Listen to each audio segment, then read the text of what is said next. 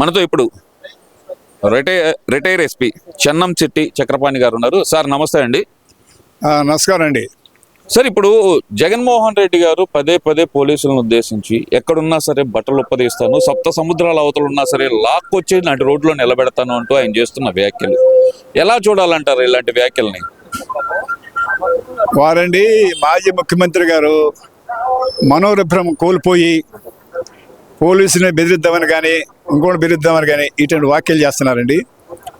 ఇప్పుడు బట్టలు ఊడదీస్తాము అన్నవాళ్ళు కానీ ప్రయత్నం చేసిన వాళ్ళు కానీ ఏమైపోయారు? మనం మహాభారతంలో ఇంకో దాంట్లో చూసామండి.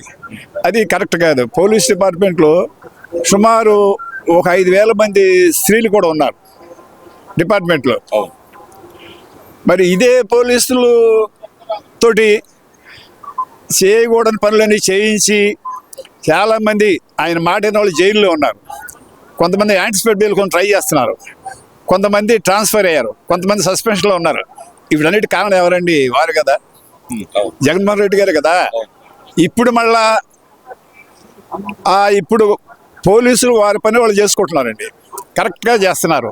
ఈ సోషల్ మీడియాలో బూతులు తిట్టిన వాళ్ళు కానీ ఇంకోళ్ళు బోరుగడ్డ అనిల్ లాంటి వాళ్ళు కానీ లేకపోతేనేమో మాజీ మంత్రి మాధవ్ గారు అంటే వాళ్ళు కానీ అనేక మందిని కటకటాలు లేకుండా పంపించారండి. చట్టం ఉందని అన్నిటికీ ముఖ్యం ఏంటంటే చట్టం అనుసరించి పోలీసులు చేస్తున్నారు. కానీ జగన్మోహన్ రెడ్డి గారు బట్టలు ఉడదీస్తారంటే ఇక్కడ జరిసిపోయే ఎవరు లేరు.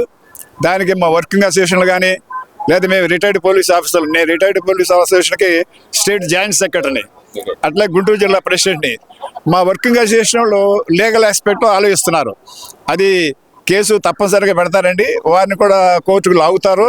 ఇవన్నీ కూడా ఉపసంహరించుకొని పోలీసులకి క్షమాపణ చెప్పాలని నేను కోరుతున్నానండి. అంటే ఇక్కడ ప్రధానంగా పోలీసుల మనోధైర్యాన్ని దెబ్బతీసే విధంగా, లేదంటే వాళ్ళని బెదిరించే విధంగా ఒక మాజీ ముఖ్యమంత్రి, దాదాపు ఒక 4 సార్లు ఎమ్మెల్యే 3 సార్లు ఎమ్మెల్యేగా గెలిచిన వ్యక్తి అయినటువంటి జగన్మోహన్ రెడ్డి మాట్లాడటాన్ని అసలు ఎలా చూడొచ్చు అంటారు? అసలు ఈ బెదిరింపు ధోరణిని ఎలా చూడాలంటారు అసలు దీన్ని? ఈ బెదిరింపు కండి ఎవరు భయపడరండి. పోలీసులు ఎవరి డ్యూటీ వాళ్ళు చేసుకుంటారు. ఇట్లా మాజీ ముఖ్యమంత్రిగా బెదిరించినా ఇంకో బెదిరించినా వాళ్ళు డ్యూటీ వాళ్ళు సక్రమంగా చేయకుండా ఉండరండి. డ్యూటీ ఈ బెదిరింపుకి ఏం బెదరండి. కరెక్ట్గా ఇంకా ఉత్సాహంగా, ఇంకా పట్టుదలగా, ఇంకా సిన్సియారిటీగా పనిచేస్తారండి. ఆయన బెదిరింపుకి ఏం బెదరండి. అంటే ఇక్కడ ఇంకో విషయం కూడా చూసుకుంటే కనుక, ఇప్పుడు మీరు న్యాయపరంగా వెళ్తున్నాము అంటున్నారు. ఇలా బెదిరించిన వ్యక్తులకి, అంటే డిపార్ట్మెంట్లో ఉన్న వాళ్ళని బెదిరించే వ్యక్తులకి వాళ్ళ విధుల్ని ఆటంకపరిచే విధంగా చేసిన వ్యాఖ్యల్ని ఎలాంటి చర్యలు తీసుకోవచ్చు డిపార్ట్మెంట్ పరంగా? అసలుకి ఎలాంటి ఇప్పుడు ఫర్ ఎగ్జాంపుల్ అండి, మొన్న షేబ్లో కొన్ని అరెస్ట్ తీసుకొస్తున్నారు. ఒక సిఏగా చేసి, ఒక ఎంపీగా చేసి గోరెంట్ల మాధవ్ గారు ఏం చేశారు? కాన్వాయ్కి అడ్డంగా వచ్చారు. అట్లాగే వేరే అతను కూడా సెల్ ఫోన్ తీసుకుని మాట్లాడారు. అట్లాగే పోలీసు మీద దురుసుగా ప్రవర్తించారు. ఇప్పుడు ఎక్కడున్నారు ఆయన?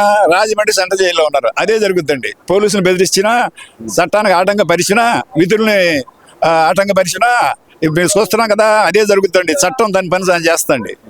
అంటే అసలు ఈ బెదిరింపు ధోరణి ఎలా చూడొచ్చు అంటారు? మళ్ళీ నేను అధికారంలోకి వస్తాను అనే ధీమా ఆయన వ్యక్తం చేస్తూ, అప్పుడు అధికారంలో ఉన్నప్పుడు ఆయన మాట్లాడిన మాటలు కానీ, లేదంటే గనక పోలీసులను పెట్టిన ఇబ్బందులు కానీ, డిపార్ట్మెంట్ పెట్టిన ఇబ్బందులు కానీ చూశారు. మళ్ళీ ఇప్పుడు అధికారంలోకి వస్తే గనక ఎవరైతే పని చేస్తున్నారో వాళ్ళ బట్టలు తీసేస్తానంటూ పదే పదే ఆయన అక్కడికి వెళ్ళినా ఇదే మాట మాట్లాడటాన్ని ఎలా చూడాలంటారు అసలు దీన్ని? పోలీస్ డిపార్ట్మెంట్ అండి, ఈవెన్ వారు మళ్ళీ అధికారంలోకి వస్తారా రానేది మాకు అనవసరం. ఆయన అధికారంలోకి వచ్చినా ఒకటే, మాకు రాపోయినా ఒకటే. మా డ్యూటీ మేము చేస్తామండి. అధికారంలోకి వస్తానని చెప్పి మేము భయపడతామా? మా డ్యూటీ మానేస్తామా? అటువంటి పోలీసులు ఎవరు ఉండరండి. ఇప్పుడు రెడ్ బుక్ పరంగా రెడ్ బుక్ రాజ్యాంగం నడుపుతున్నారు. లోకేష్ చెప్పినట్టే పోలీస్ డిపార్ట్మెంట్ మొత్తం వింటుంది అంటూ అంబటి రాంబాబు కానీ మిగతా వైసీపీ నాయకులు కానీ చేస్తున్న వ్యాఖ్యలకి ఆజ్యం పోసే విధంగానే జగన్మోహన్ రెడ్డి వ్యాఖ్యలు ఉన్నాయనుకోవచ్చు అంటారా?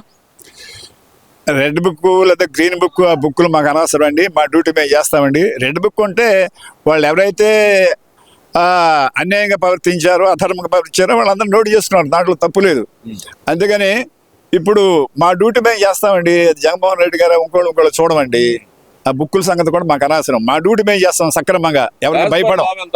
As per rule of law, అది లా పాయింట్ ఆఫ్ వ్యూలో వీరు మాజీ ముఖ్యమంత్రి, మాజీ ఎంపీ అని చూడరండి. చట్టం దాని పని చేస్తాడు. చట్టాన్ని పరిరక్షించి ప్రతి కామన్ మ్యాన్కి న్యాయం చేయడం మా ధర్మం అండి. మేము ధర్మం ప్రకారం చేస్తాం. ఇప్పుడు ఇలాగే ఇందాక మీరు చెప్పారు, ఏదైతే గనక ఒక మాజీ సిఐగా పనిచేసి ఎంపీగా పనిచేసిన వ్యక్తి పోలీసు విధులకు ఆటంకం కలిగించే అంత, ఎందుకంటే ఆయన కూడా ఒక డిపార్ట్మెంట్ నుంచి వచ్చిన వ్యక్తే, ఆయనకి తెలియదు అంటారా తర్వాత జరిగే పరిణామాలు? లేదంటే పోలీస్ డిపార్ట్మెంట్ నన్ను ఏమి చేయదనే ధీమా అనుకోవచ్చు అంటారా? తెలుసండి, వారికి తెలుసు, చట్టం తెలుసు. అందుకని అక్కడి నుంచి ఒక 5 మందిని తెచ్చుకున్నాడు ప్రొటెక్షన్గా ఉంటాకి. రాజమండ్రి జైల్లో పోలీసులు అరెస్ట్ చేస్తారని తెలుసు, కేసు పెడతారని తెలుసు. అంటే కొంచెం పాపులారిటీ జనానికి ఎట్లా ఉందంటే మంచి చెడు ఏదో పాపులర్ అయిపోవాలి. జగన్ గారు మెచ్చుకోవాలని ఆయన చేయం కావచ్చు అండి, అంతే అనుకోవచ్చు అంటారు. లేదంటే కనుక ఏముందలే దాడి చేయొచ్చు, దాడి చేసిన ఏదైతే నిందితుడు ఉన్నాడో అక్కడ పోలీస్ సంరక్షణ నిందితుడు ఉన్నాడో నిందితుడిని కొట్టొచ్చు అనే ధీమాతో అనుకోవచ్చు అంటారా శిక్ష పడితే పడింది అని? లేదంటే కనుక అసలుకి అలా దాడి చేసిన వ్యక్తికి ఎలాంటి శిక్ష, ఫర్దర్గా ఎలాంటి శిక్ష పడే అవకాశం ఉందంటారు? ఇంకా ఇప్పుడైతే రిమాండ్ వేశారు, ఇది ప్రూవ్ అయ్యి కనుక తర్వాత ఎలాంటి శిక్ష పడే అవకాశం ఉందంటారు గోరంట్ల మాధవ్కి? ఒక 7 సంవత్సరాల పైన శిక్ష పడుతుందండి. అటెంప్ట్ మర్డర్ కానివ్వండి, అటెంప్ట్ కిడ్నాప్ కానివ్వండి, రాంగ్ఫుల్ కన్ఫైన్మెంట్ కానివ్వండి, రాంగ్ఫుల్ డైరెక్షన్ కానీ ఇవన్నీ కూడా ఆర్గనైజ్డ్ క్రిమినల్ కాన్స్పిరసీ. వాళ్ళు ఎందుకంటే కొంతమంది మనుషులు తీసుకొచ్చి అవి వాళ్ళని కొట్టలేమనే సంగతి ఆయన తెలుసు. ఎందుకంటే పోలీస్ ఎస్కార్ట్ ఉంది కదా, వీళ్ళు దాటిపోవాలి కదా, అంత కష్టం కదా, అంత వీలైన అంత సులభమైన పని కాదు కదా. అయినా సరే ముందు పాల్పొర రావాలి, ఆయన దృష్టిలోకి వెళ్ళాలని ఆయన చేయం కావచ్చు అండి, అన్నీ తెలిసే చేశారు ఆయన. ఇప్పుడు ఇందాక మీరు చెప్పినట్టు న్యాయపరంగా ముందులకు వెళ్తాము, జగన్మోహన్ రెడ్డి గారి వ్యాఖ్యల మీద ఆయన క్షమాపణ చెప్పకపోతే అంటున్నారు. ఒకవేళ ఆయన క్షమాపణ చెప్పకుండా మీరు న్యాయపరంగా ముందులకు వెళ్తే కనుక జగన్మోహన్ రెడ్డికి ఎలాంటి శిక్షలు పడే అవకాశం ఉండొచ్చు అంటారు? అదండి, ఆ సెక్షన్ ప్రకారం పడుతుందండి. సెక్షన్ ప్రకారం, సాక్షుల ప్రకారం ఎంత శిక్ష అనేది మా చేతుల్లో ఉంటుంది కదా. న్యాయస్థానాలు చూసుకుంటాను అవన్నీ, నేను న్యాయస్థానం చూసుకునేది అంటారు. అంతే. ఇప్పుడు ఫర్దర్ గా గనక జగన్మోహన్ రెడ్డి ఇదే మాటలు పదే వల్ల వేస్తుంటే గనక ఇంకా ఎలాంటి చర్యలకు దిగబోతుందని అంటారు? మన రిటైర్ పోలీస్ సంఘం వారు కానీ, లేదంటే గనక వర్కింగ్ పోలీస్ సంఘం వారు కానీ ఎలాంటి చర్యలు తీసుకోబోతున్నారు అనుకోవచ్చు అంటారు? తప్పనిసరిగా మేము చట్టాన్ని ఆశ్రయిస్తామండి. వేరియస్ పోలీస్ స్టేషన్లో కేసులు పెట్టాము.